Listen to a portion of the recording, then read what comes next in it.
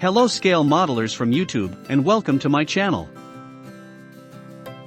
This is my second update for the 2022 Pro Street Group build, hosted by Dylan from NYS Modeling. If you remember my last videos, I'm building the 1966 Chevy Nova Pro Street from AMT number 636 in 1/25th scale.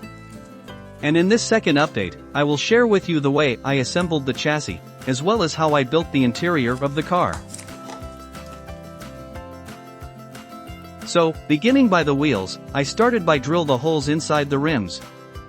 This was the first step to give the rims a more realistic look. Then, I clear coated them with matte varnish, and I used the Tamiya panel line accent color black to highlight their interior details. The rear and front inner wheels were painted aluminum.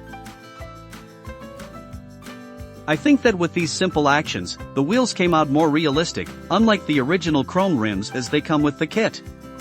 The tires have been sanded to give them a more used and realistic look as well. All the main elements of the chassis were painted with gloss aluminum, TS17 from Tamiya. After assembling the firewall and the two wheelhouses that create the engine bay, as well as the steering gearbox and the master cylinder, I installed the previously built engine. Then, I assembled the radiator wall, also painted with gloss aluminum, with the radiator painted matte black and dry brushed with silver. Finally, I installed the two upper shock mounting brackets and the radiator hose. Underside the chassis, at the rear axle with the leaf springs were painted flat black, with the differential back cover painted gold.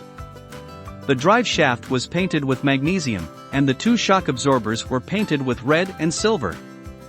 I stripped the chrome from the wheelie bars, and before assembling, I painted them red over black primer, with the wheels black and the springs silver.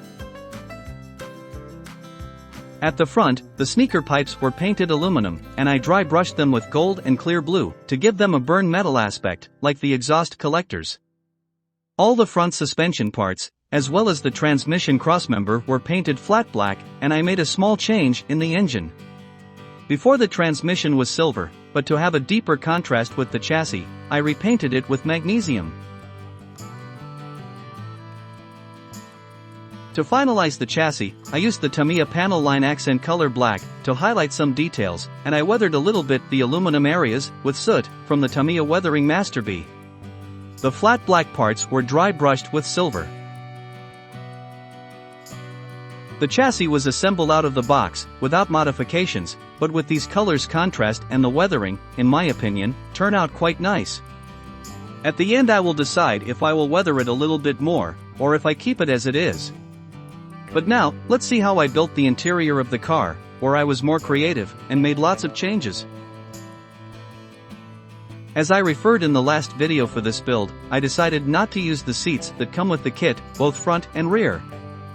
Instead, I'm using only one aftermarket front seat with the appropriate racing seatbelts, and without rear seats. Additionally, from my parts box, I will also add a fire extinguisher, a tachometer, but, as you saw before, I decided not to change the exhaust system to include the mufflers. For the roll bar, I decided to use and adapt the red one from my parts box as a base. I cut in half that roll bar and added two small bars to increase the width and adapt to the interior of this car. Then, with plastic bars from sprues, I added one additional to the front and two to the back. In the end, I decided to add two additional bars to the front, as I will show you later. I painted the dashboard semi-gloss black on the top, with the front side candy lime green, TS52, from Tamiya, the same as the body color. The instrument panels were painted silver, and for detailed gauges, first I painted them flat black, and after that, I dry brushed them with silver. The interior tube was painted also with gloss aluminum, like the chassis. I installed the fire extinguisher on the floor, and according to the instruction manual, the battery should be installed in the trunk, but as it would not be visible, since it does not open, I decided to add the wires and install it in the interior, on the back. The two additional bars for the roll bar, that I mentioned earlier, were placed near the doors, and the rubber protections, on the central bar and on the driver's side, were made with black heat shrink tubes. The front side of the seat was painted flat black, and I installed the red racing aftermarket seatbelts. The back side of the seat was painted yellow, with a thin black mesh glued on top to simulate carbon fiber. I installed the tachometer on the top of the dashboard, and with so many racing elements, I decided to change the steering wheel for another one with a more sportive look, from my parts box. I painted brown this new steering wheel, with the spokes silver.